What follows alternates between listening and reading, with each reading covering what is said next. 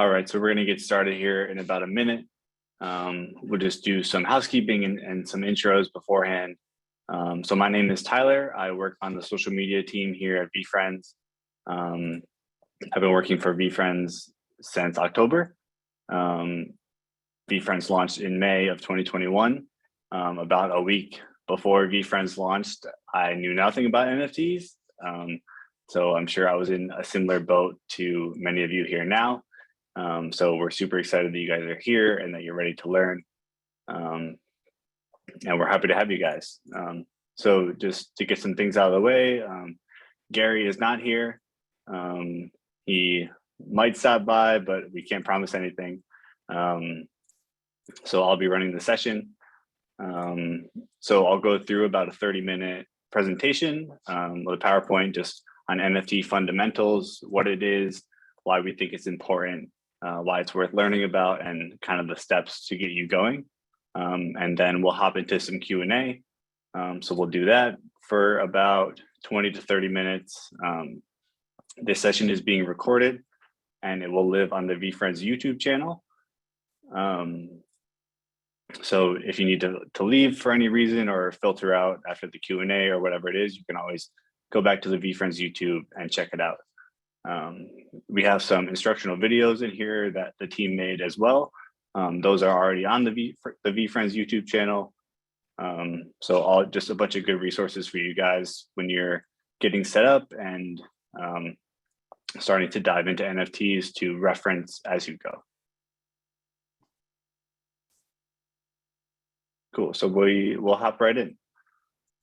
So this is Road to Series 2, How to Buy Your First NFT. So this series, this is the first series. We'll be running this for 8 weeks straight. We'll be running 6 sessions a week. So, if there was something that maybe we glossed over too quickly or something you didn't fully understand, you can always come back to another session, or you can rewatch this on your own time. And if there's maybe a friend that has been wanting to get into NFTs or you think is worth sharing, then that's definitely good information for them to know as well.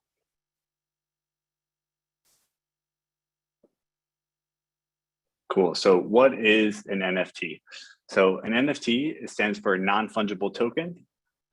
So the word non-fungible, this basically means that it can't be replicated, it can't be duplicated, it's unique. So an NFT is a unique digital asset.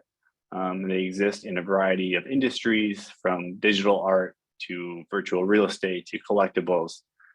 Basically every industry can have some kind of NFT integration. And we at VeeFriends, we believe that this technology is the future. It will disrupt basically every industry across the board. So there are a lot of applications with it. So they're unique. They have a clear sense of ownership via the blockchain, which is basically an information center that's publicly accessible. This link, what the F are NFTs, this is clickable and will lead you to an article as well for you to reference after the presentation. Okay, so what is a crypto wallet? So in order to use crypto, you need a wallet. So you can think of this kind of like your crypto bank account. Of course, it's all online. So with each crypto wallet, basically the keys to it is called a secret phrase. So you can think of this like your social security number or your bank PIN. You might have heard it called a seed phrase. Those two terms are kind of used interchangeably. But we can't stress this enough. This is by far the most important piece of information when you're using crypto, when you're using a wallet. This secret phrase, it's a 12 to 24 word password basically. And that is your unique keys to your wallet.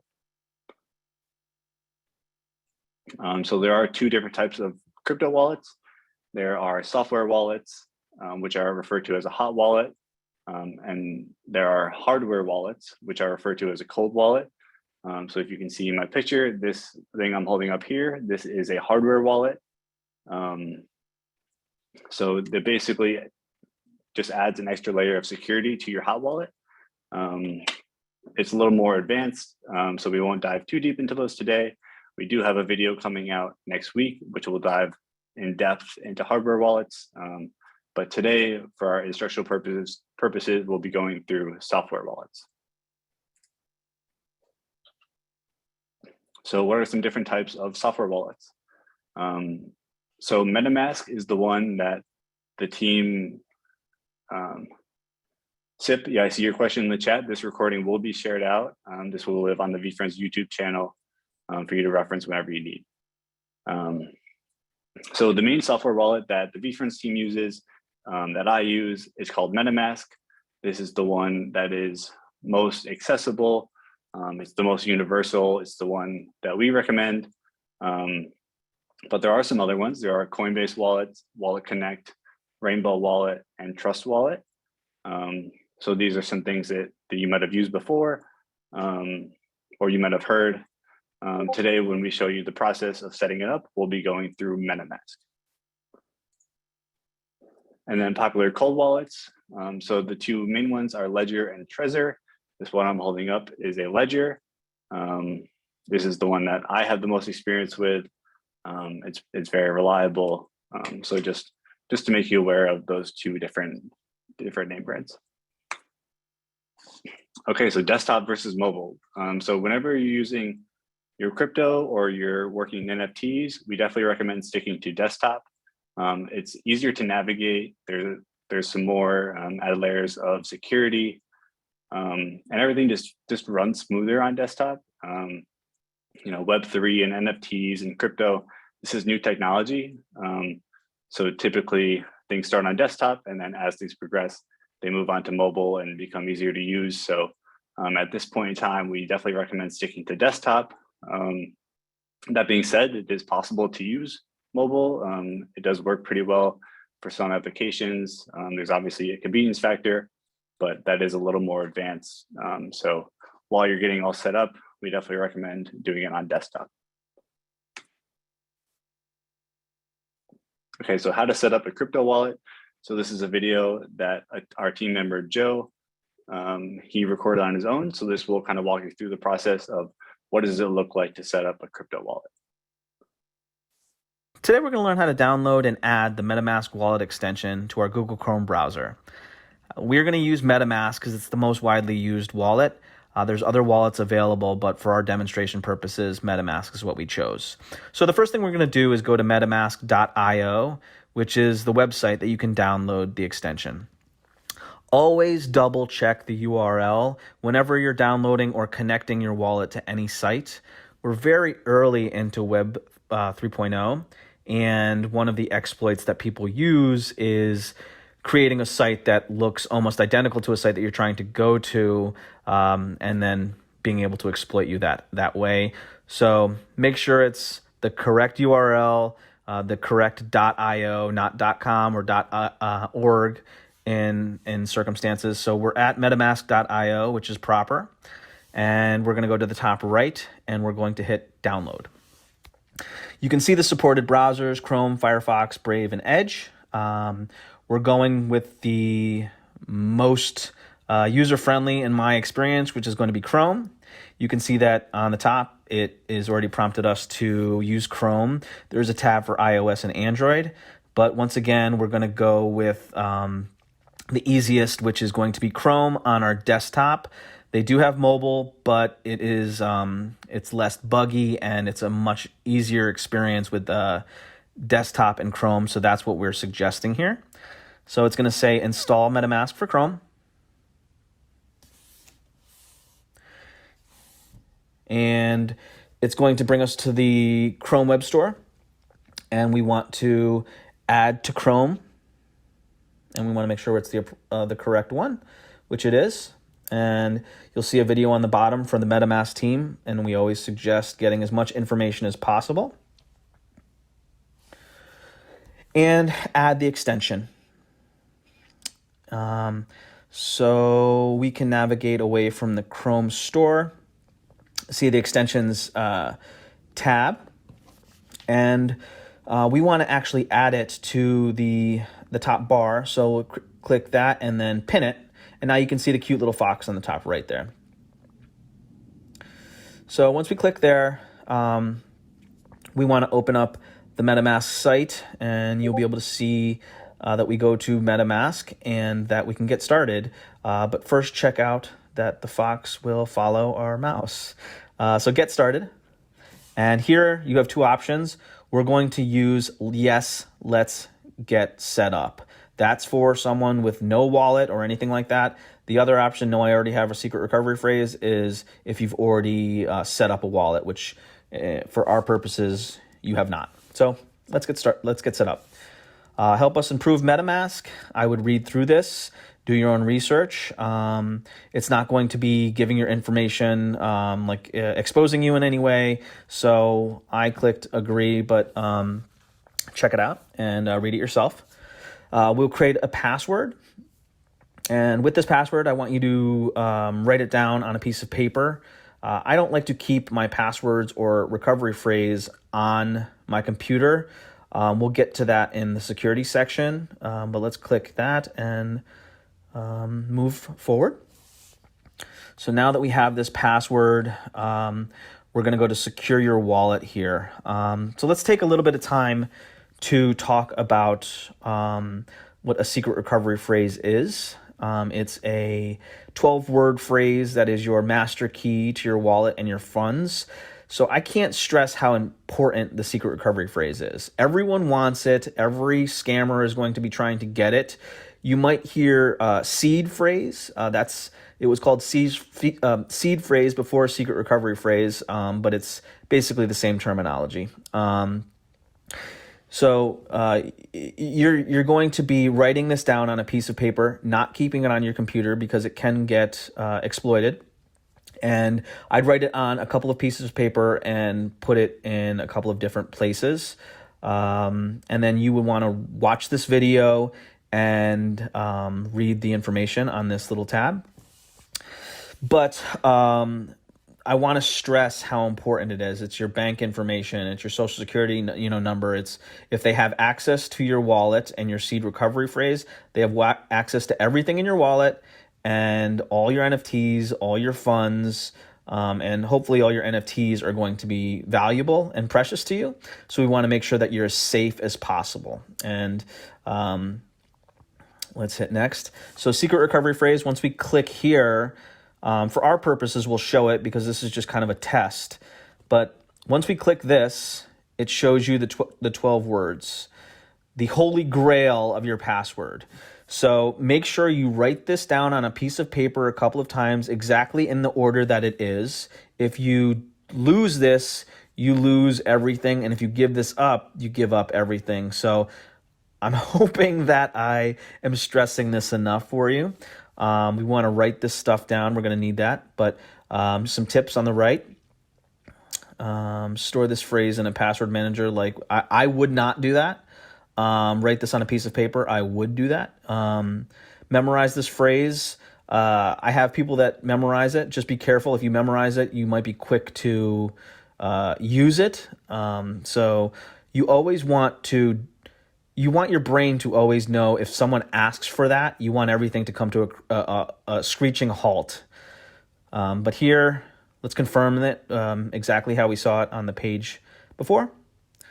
And I'll take this time to continually stress how important the secret recovery phrase is. So,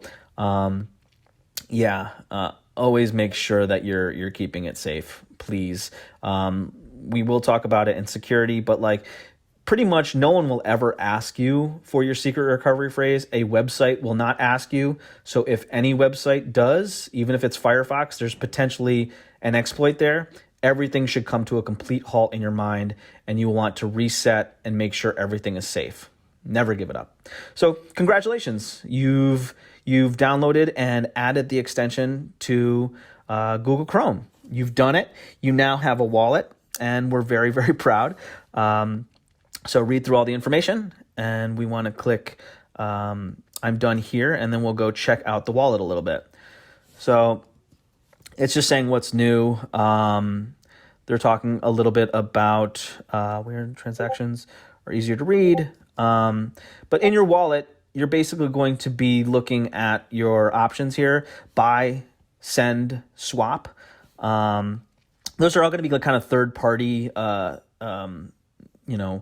things. But the most important, I would say, is under account one is going to be your public wallet address, which you're going to be giving that to people that you want to send money to, or if they want to send you something. It's not a secret or anything like that. You can give that out pretty regularly, and it's not a problem. But let's go to buy. You can deposit ETH through here. Like I said, these are third-party apps, so we'll go over that a little bit. But send, you would put in, if you wanted to send money to somebody like me, you could put my wallet address in there. And then if you want to swap ETH for a different token, you can as well there. So those are basically the pretty standard options for your wallet. On the bottom there, it says assets and activity. So assets, when you get something, you'll see it. And then activity, it'll show you that as well.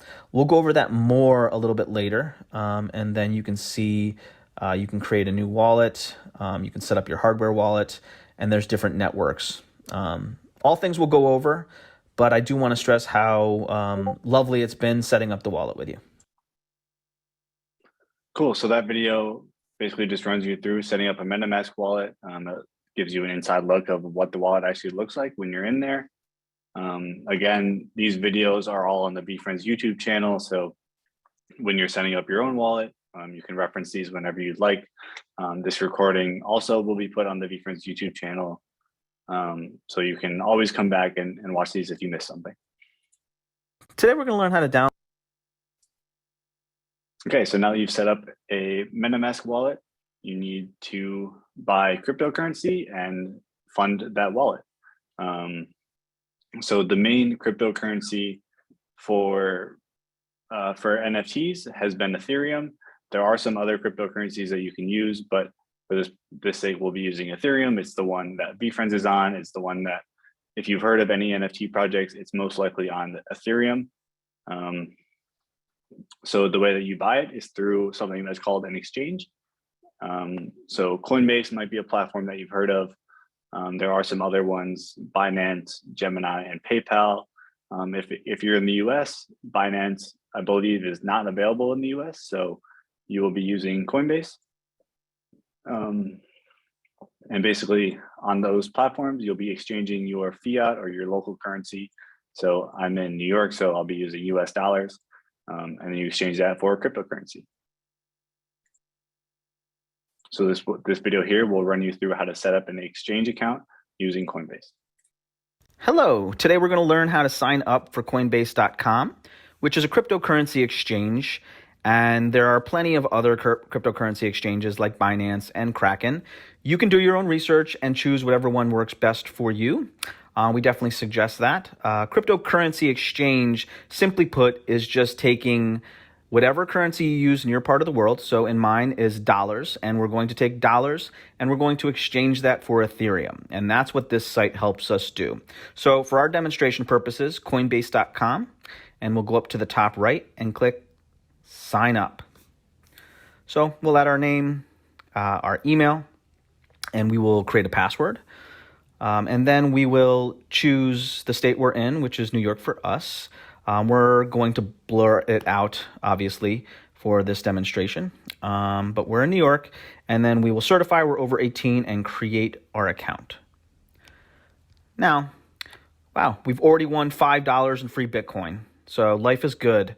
Things are going in a good direction for us. So they sent us a verification email. So let's go check our email. And in there, it'll look like this, and you will click verify email address.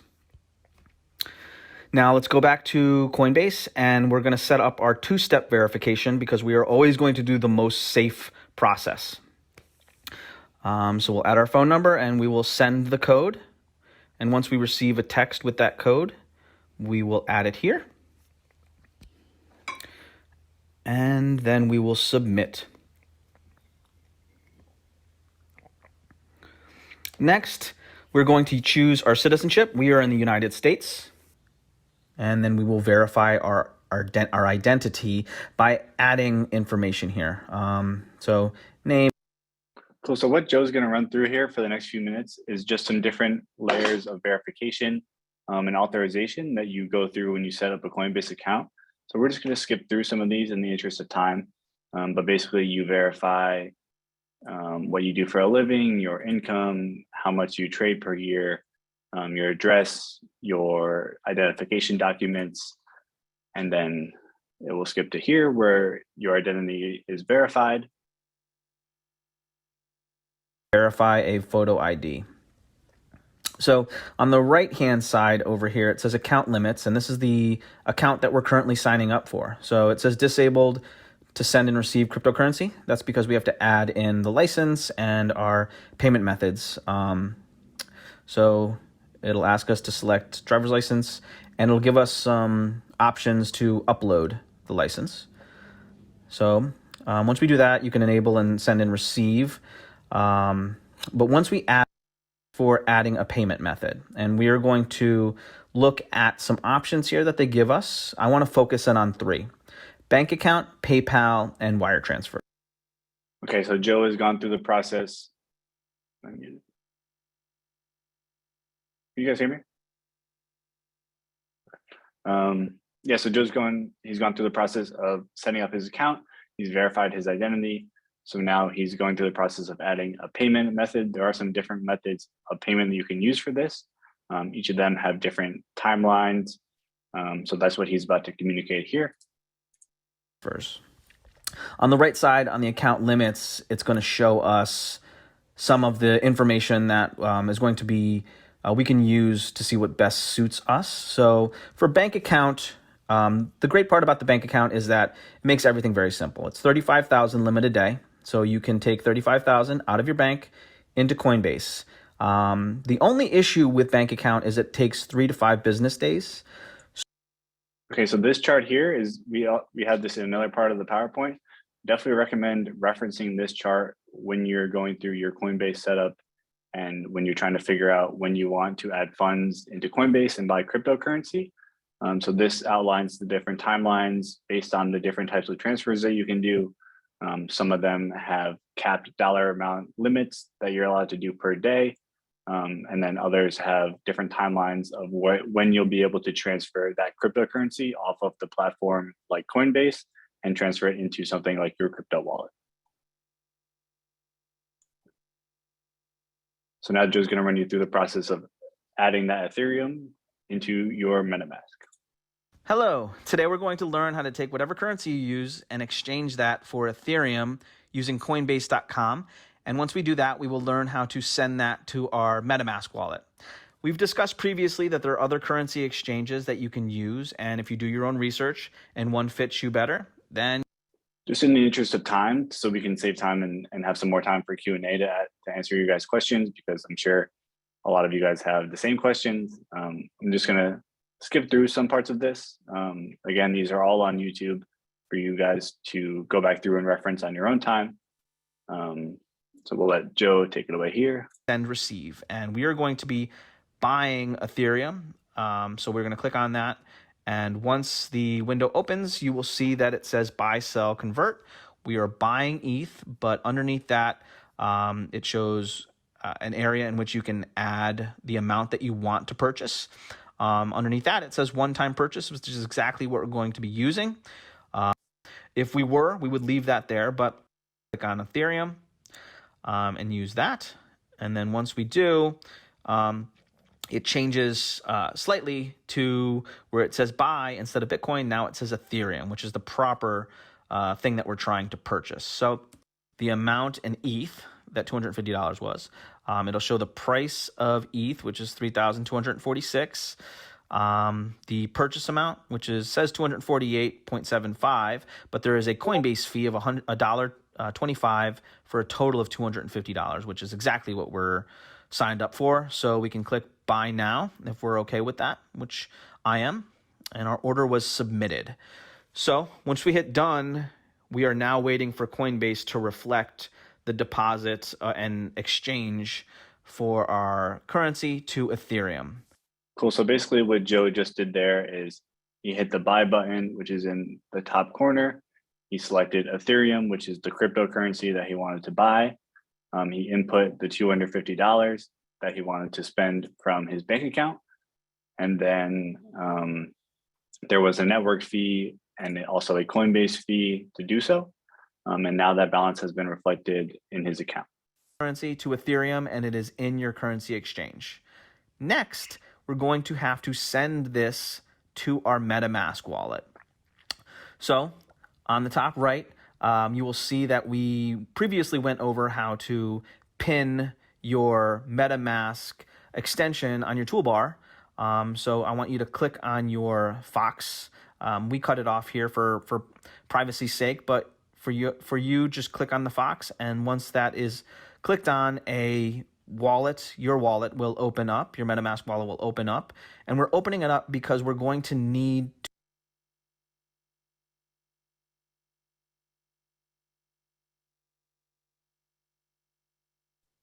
So the MetaMask icon that he's talking about, that's the MetaMask Chrome extension that we installed in the first video that we saw. So you can't see it here in his screen, but it'll just appear basically in the top right of your browser. There'll be a little Fox icon, which is your wallet. to get the public wallet address. So under account number 1 or account 1, there is a 0x and then a series of numbers and letters.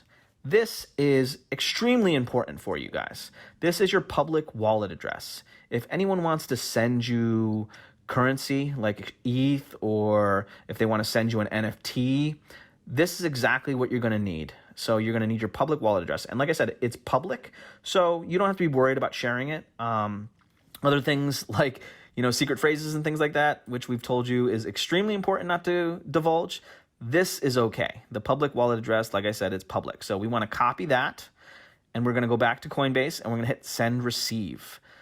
We're going to be sending the ETH in our Coinbase account to our wallet. So we can either send all of it, half of it, however much we want. For us, we're just going to send it all. So let's send. So when you go to send receive, you're sending it from Coinbase to the wallet.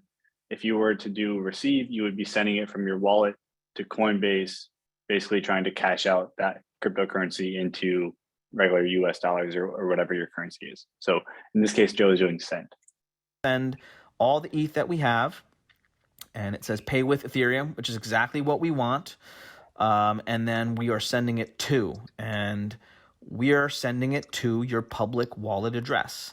Your wallet address that we just copied from, we are now going to paste it in here, and we want to make sure that we are pasting the proper wallet address. If you send it to someone else, if you send it to the wrong public wallet address, you're really not going to be able to get it back unless you meet the nicest people ever. So make sure you're putting in the correct wallet address always. Yeah, this is a good point that Joe's making. Basically, everything that you do in crypto and Web3 is basically final. There's no do-overs, there's no undo button. So if you're sending it from Coinbase to your wallet, you always want to double, triple, quadruple check that it's the correct public wallet address that you're sending it to, because once you send it off the platform, it's finalized. So if you want to double check here, let's go up to our MetaMask wallet and open it up again. Once we do, we can then look at our public wallet address and see that the numbers coincide, that they're appropriate. So we're comfortable and we can continue. Now let's see what we're sending. We're sending the ETH, and there is a network fee this time. So it shows 234.32 worth of ETH. You'll see that it went down because there's another fee, and that fee is called a gas fee. Here it's called a network fee, but get used to gas fee. And underneath this, it says pay with Ethereum. It's exactly what we want. We're sending it to our public wallet address. But gas fees, now that we are using a blockchain, in order to do transactions, which this is, using a blockchain, there's always going to be a gas fee. So I want you to always be conscious of the gas fee. Never confirm or send without looking at that gas fee, because it can spike to really high levels. So we always want to make sure that it's appropriate and that we're sending it. But we're going to do the two-step verification code because we always do the safest steps. So once we get that, we'll add that in here. And once we've added it, we will confirm. And it's going to say that this is the amount of ETH that we're sending, and we're sending it to this public wallet address, and it can take up to 10 minutes. It can take up to a minute, but it also can take longer than 10 minutes. The reason that it could take longer than 10 minutes is that the gas fee or the network fee, if gas spikes, then that means that the fee that you paid is now probably higher. And so you're going to have to wait till the gas fees come down back to where they were because gas fees can spike. Once we do that, we're going to hit done. And we are then going to go back to our MetaMask, open it up, and you will see that we now have a balance reflection of what we received from Coinbase. And if you look under the activity area, it shows February 10th, we received $234.27, and that is from Coinbase. So we've properly sent our ETH to our MetaMask wallet, and we converted that ETH from our fiat, from our bank. So congratulations, you've done it. You've succeeded in doing that. So we're very proud of you, and thank you for. Cool. So again, just to reiterate, these videos are all on YouTube.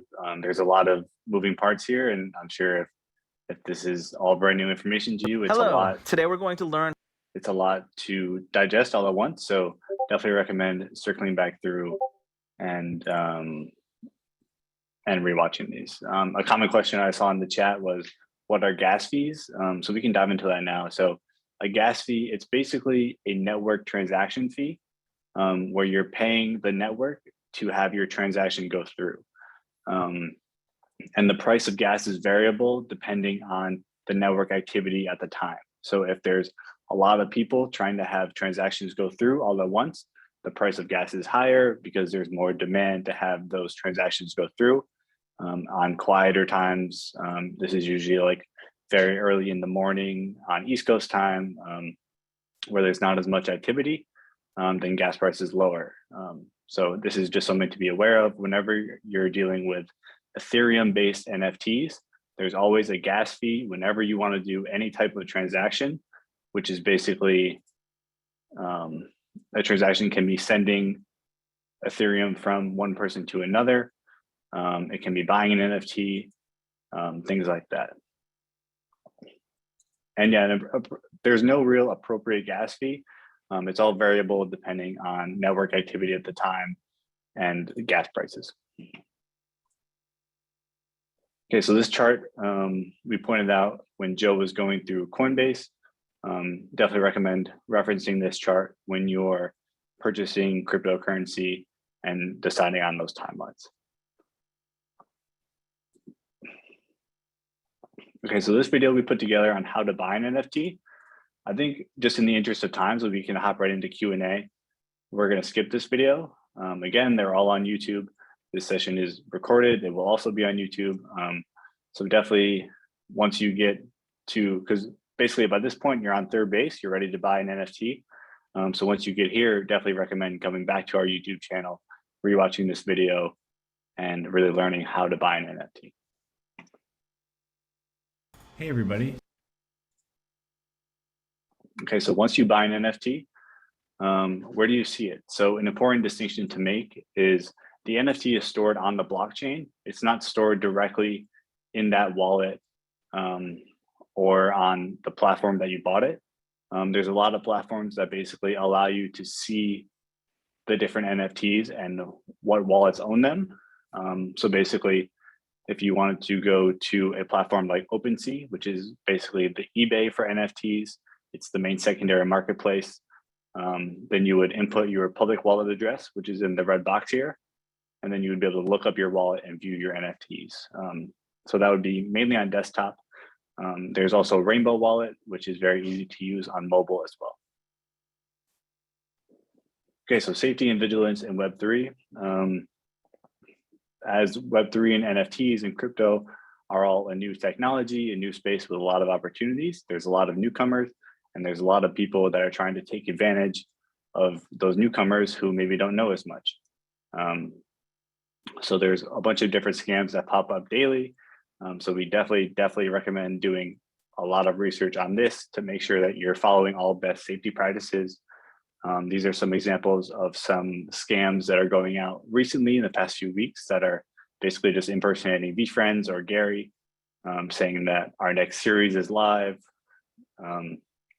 And these kind of opportunities can be blinding for people because the NFT space moves fast. There's opportunities that pop up quickly, so you need to act fast. But sometimes people act too fast and then they get themselves into trouble. So definitely recommend whenever you're doing anything in Web3 or NFTs or crypto, always take things very slowly, especially when you're getting started. It is easy to fall into one of these scams. And like I said, everything on the blockchain is final. So if you send somebody money who you didn't mean to, there's no way of getting that back. And just a good rule of thumb to live by, if it's too good to be true, it's too good to be true. So we're just going to go over some different terms. You can reference these on your own time, but these are some common terms that you'll see used very frequently in NFTs and Web3. So wallet address, which is your public wallet address, gas fees, which we just went over. There's minting, secret phrase, NFTs, and signing, which is an act that you do when you basically finalize a transaction. And if there's anything that you're curious about or would like to know, you could join our Discord. You can go to garyvee.com/Discord. Our community is extremely helpful, and we love onboarding new people into the space. And also Gary has a famous quote that is, "Google is your mother." So if there's anything you don't know, then Google has the answer. So there's been a lot of content out with people asking Gary on how he learned about NFTs and how he started doing homework. And he says he went to google.com, typed in what is an NFT and hit enter, and that is how he learned. So there's plenty of ways to do research. So these are just some other important articles that we have linked here in the PowerPoint while you're on the process of doing your own research and learning about the collection.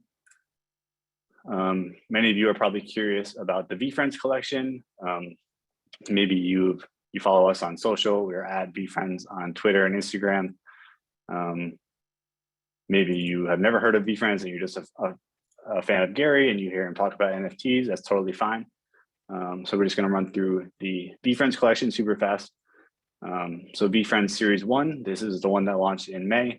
These are the VeeFriends that you see out there in the wild, like Patient Panda and Gary B, and these type of characters. During the public launch, Gary held back about 11 to 12% of the supply for his own personal collection. And he's slowly been releasing those into the wild. So those are Gary originally owned, or GOO or Go tokens, depending on how you pronounce it. That's a term that you'll see often in VeeFriends. There's also VeeFriends mini drops. Highly recommend checking out this collection.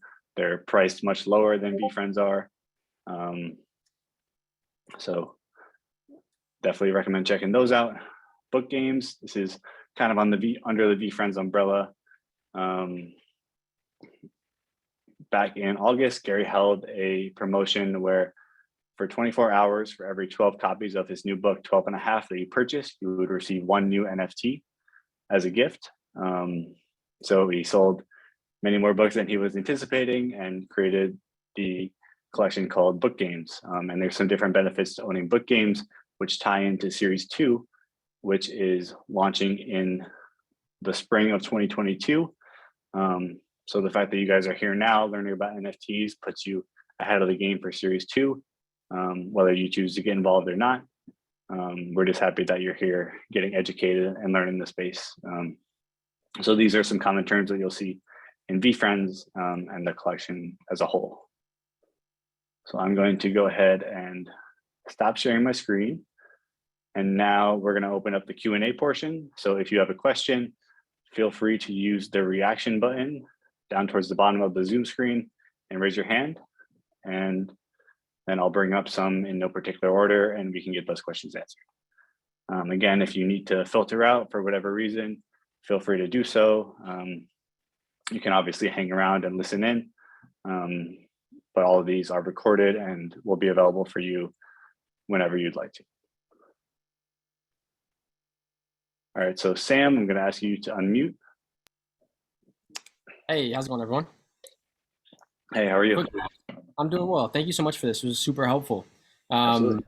Do you know what the floor price, meaning like the starting entry for the Series 2 will be? Because I want to participate, but the price on the market seems so high to get involved with VeeFriends projects. Yeah. So we'll take one step back. So the floor price for everybody listening, the floor price is another common term in NFTs, which is basically the cheapest point of entry into a collection. So it's the absolute cheapest token available for sale that you're able to buy. So the current VeeFriends floor price is pretty high. As Sam was saying, it's about 13.5 Ethereum, which is over $40,000. So to answer your question, Sam, Gary has said so the floor price is typically referred to as like what's on the secondary market, which is impossible to predict basically on how demand goes. But the price for the initial launch of VeeFriends Series 2 will be under $1,000 worth of Ethereum. So it'll be much more affordable. There are some different ways to get an advantage for minting Series 2.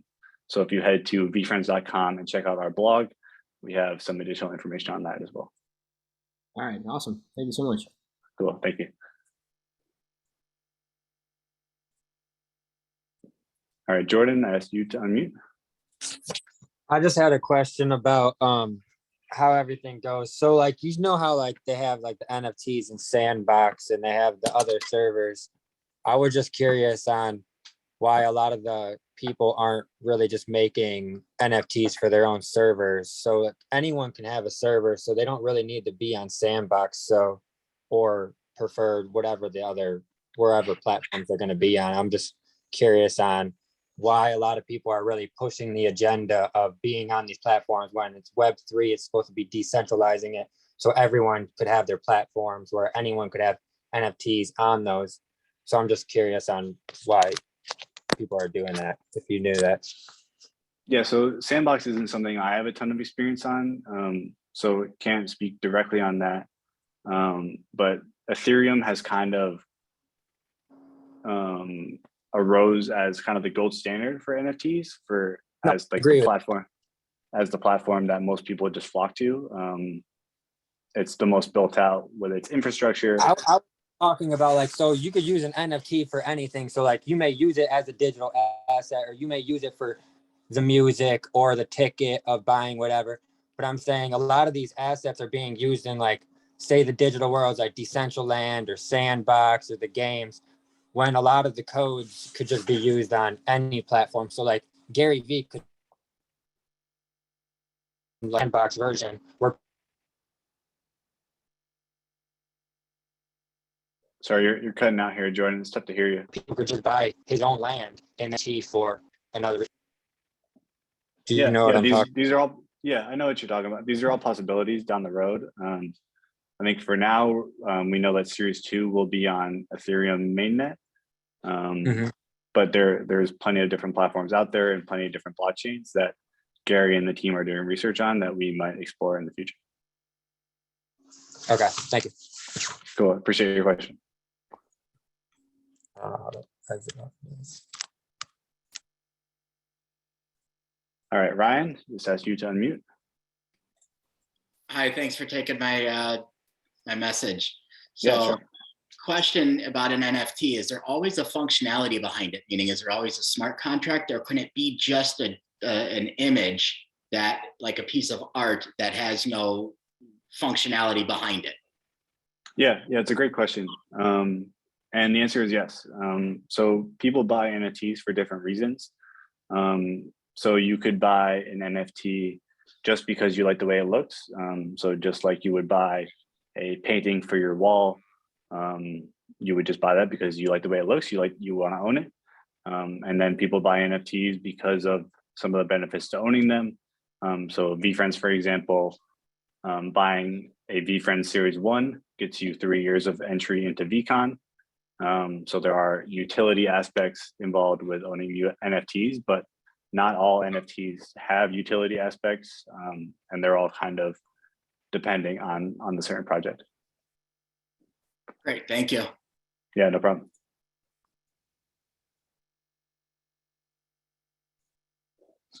All right, me here. Hi there. So how are what kind of auction happens for the NFT? I mean, I've seen obviously the crypto auctions are there. I mean, your price of Bitcoin goes up and down. How does the price of NFT go up and down? And my second question is, you didn't share with us, where can I go and search for the NFT that I want to get into? Yeah, so in terms of auctions, they can vary depending on how the project launches. So a lot of projects will launch just with a flat fee where it's 0.25 Ethereum and you can buy as many as you want. VeeFriends Series 1 launched with a Dutch auction to where the token started at a ceiling price, and over time they slowly trickled down to the floor price, and you can buy at any point in between. Some of them do a normal auction where they start at a bottom price and then they get bid up. So it depends on the certain project and how they launch it. But I would say basically, like, how does their value go up? It's all just supply and demand. I would say it's depending on how much people are willing to pay for that token, and then the market kind of decides the value of it as it goes.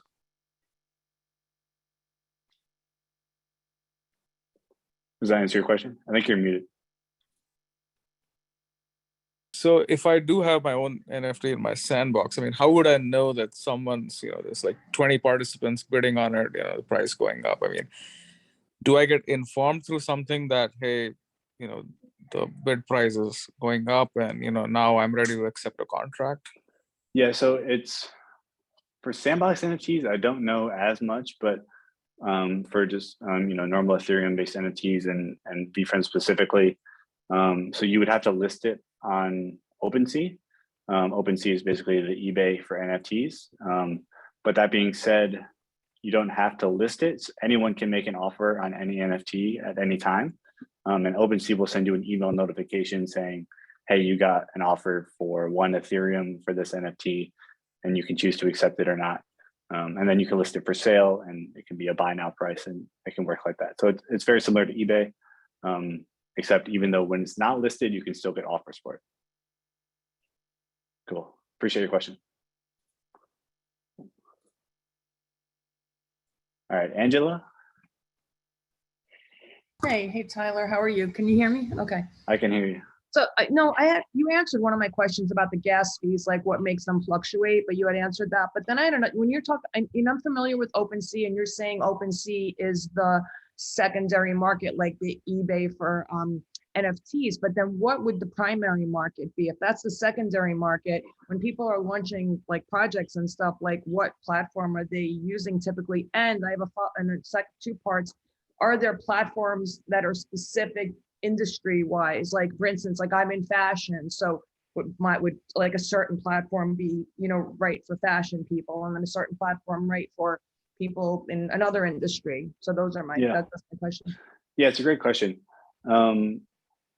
For primary launches or the primary market for NFTs, typically projects launch them on their own website. So VeeFriends, when they had their initial launch, they launched on VeeFriends.com. You were able to buy the token off there. And then if you wanted to resell it, then you would go to OpenSea to resell it. I believe some collections can launch on OpenSea, but it's not that typical for them to do it. And to answer your follow-up question about the different industries for different platforms, I don't think there's industry-specific platforms, especially for primary launches just yet. Like I said, we're very early in Web3 and NFTs, so I'm sure that these people are thinking about this and building out the infrastructure, but it's just not there yet. Oh, I think sorry, I you're just want to say one more thing. Yeah, but Yeah. so what about people that don't have their own website? Like, for instance, like, not everybody, like, for instance, people will be on a, like a website that has multiple, like, are there websites that exist for people that don't have their own website to launch their projects? So OpenSea does exist where you can just have a wallet and then you can basically create your own NFTs on OpenSea and then you can sell them there. As for the tech side of building out your own website, it's obviously a very involved process, which I don't have a ton of experience with myself, but I know that OpenSea exists as an option, and then it's mainly people launching on their own websites. Cool, thank you, appreciate your question. All right, Ilana, I'll ask you to unmute, please. Hello, hi, this is Eliana. My question is, how do we get on the white sheet for Series 2? Yeah, so people listening that maybe have never heard of a whitelist, it's a common term in NFTs where if a project is launching, prior to the launch, they can whitelist your wallet to where you have early access to buying that NFT, and each project kind of runs their whitelist or allow list, a lot of people call them. They run that differently. So for VeeFriends Series 2, the exact details are still more to come, but what's been announced so far is owning a book games token gives you a chance on getting on the friends list, which is our allow list, which grants a 12.5 day advantage over the public mint. And we have some blog posts about that on the VeeFriends website if you'd like to dive deeper, but that's kind of the information that's been announced so far.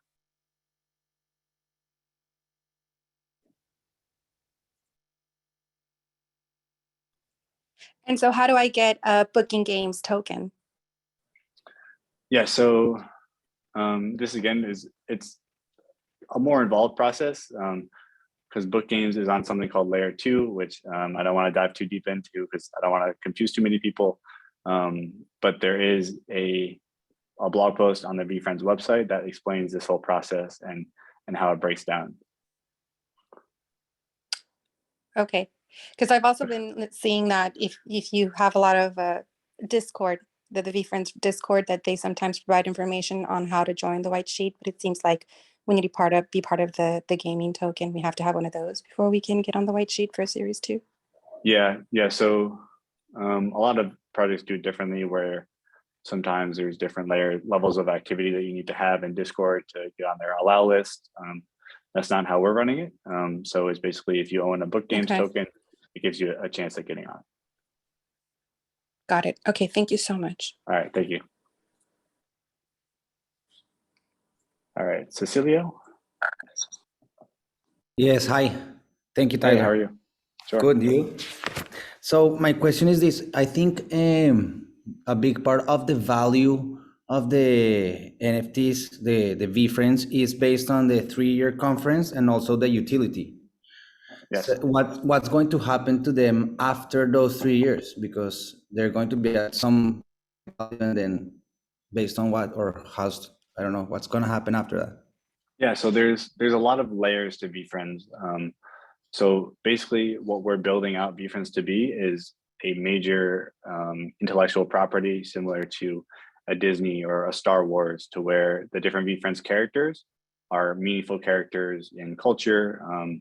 So Gary has some different plans on how he's going to build out the intellectual property of those characters and make them valuable. So a lot of that is in the works and is definitely something that we're aware of and working on.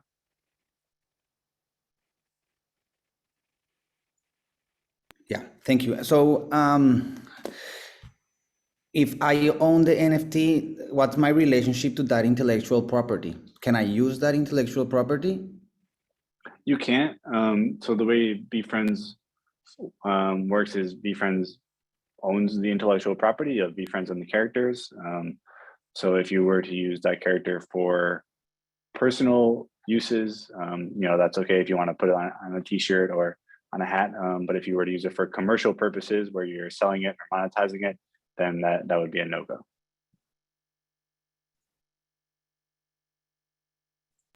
Okay, thanks. All right, thank you, appreciate it.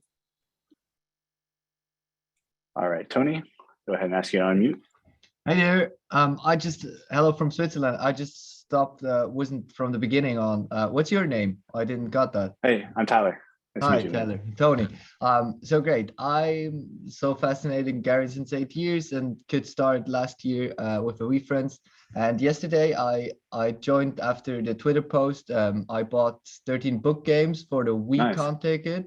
And now I changed it or on a book games exchange market. And there are different types. It's lava, it's golden frame, Yep. Do you know, or can you give any insights about if they have different, which type? Because I bought them all in gold, but I changed it on lava. Are they different values behind it? They're not different values. They're all just, a VCon ticket. Gary has some ideas and is working on how he wants to handle the artwork of the VCon ticket, where maybe they're all the same, or maybe there are some that are different.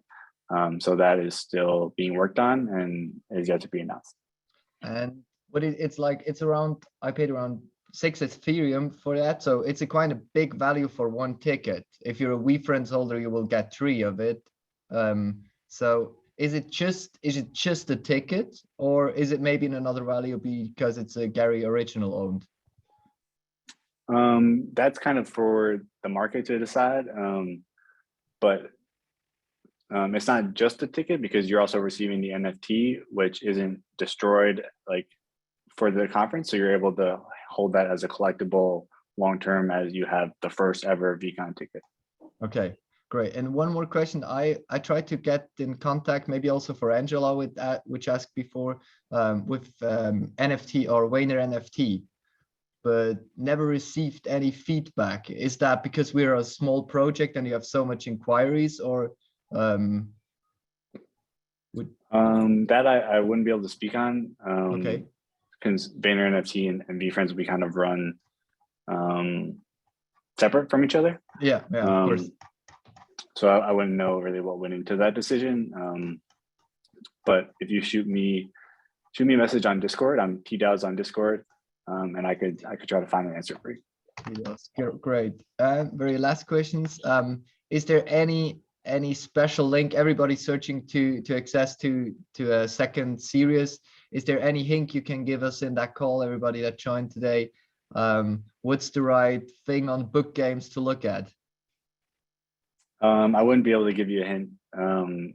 That is kind of, the nature of book games is there's many different ways to play book games, and many different decisions to be made. Okay. Thanks, Tyler. Have Cool. a good Appreciate one. it. Thanks, Tony. Bye. Yeah. All right. Bailey, I'll go ahead and ask you. Geil. Huh?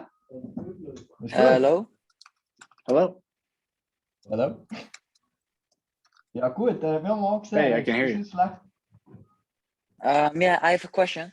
Ja, gut, I'm under 18 and I find it very interesting to learn about NFTs and cryptos and all the stuff around it.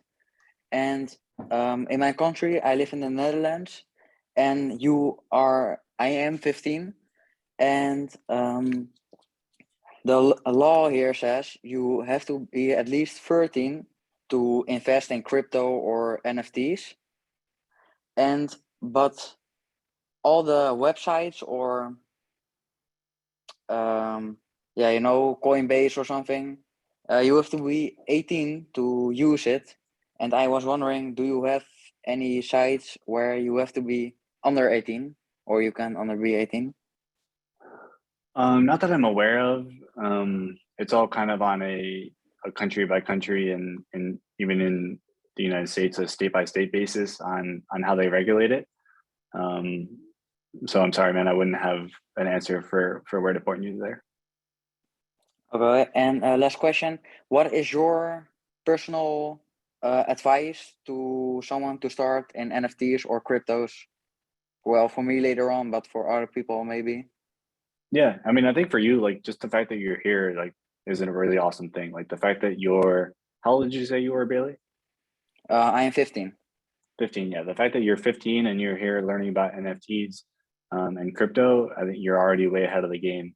My advice to you and to anyone on this call would just be continue to keep doing research, dive into the conversation on Twitter, on Discord, and just soak up as much information as you can, because there's a ton of information out there.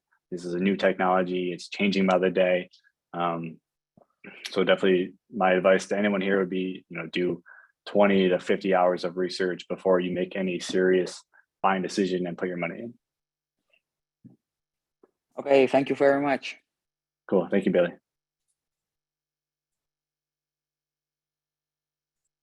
All right, Arian, go ahead. Oh, yay, thank you so much. Okay, Sure. I was just waiting for the question. Okay, my question is more specific to you, if that's okay. My question is, how did you get to work with like Gary, and is that something that someone else can do in the future? Because honestly, I see myself trying to work at Vayner or with Gary. So what would be your piece of advice there? Yeah, so basically what sparked my interest in VeeFriends was just one, I was a big Gary fan for about 6 to 7 years before VeeFriends launched. It was my first NFT project, and I really just saw the vision of it, really believe in what Gary and the team is building. I had a few years of experience working in social media prior to this position. So I made for a strong candidate when I applied. And yeah, they could just tell by basically my passion for the project and also my level of understanding of social media to fit the exact role that I would be a good fit.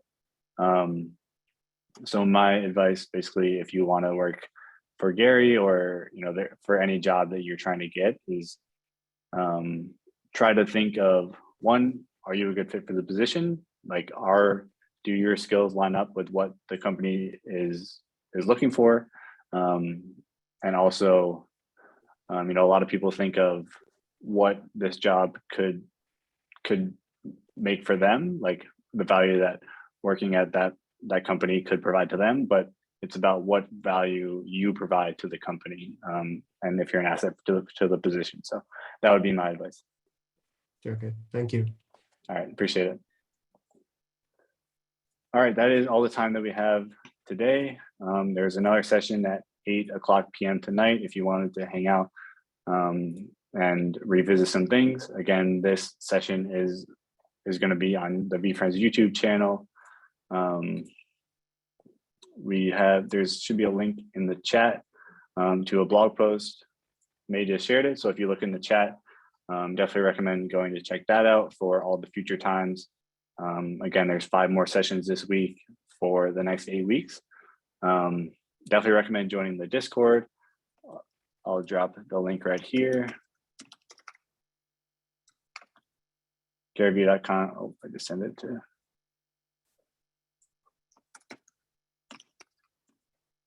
GaryVee.com/Discord is the link to get in the community. This is where basically all announcements and news drop first. This is where our community hangs out and chats. Gary stops in almost daily to just chop it up with the rest of the community and drop hints and different pieces of information. So definitely recommend getting in there. Follow VeeFriends on Twitter and Instagram if you're looking for updates for Series 2 and the rest of the project. It's at VeeFriends.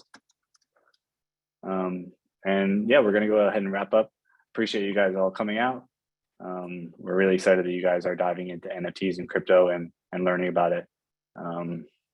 So yeah, again, another session at 8 p.m. tonight and the rest of the week. So wish you guys a good rest of your day or a good morning or good rest of your night, wherever you are in the world. And we will see you in the next session. Thank you, guys.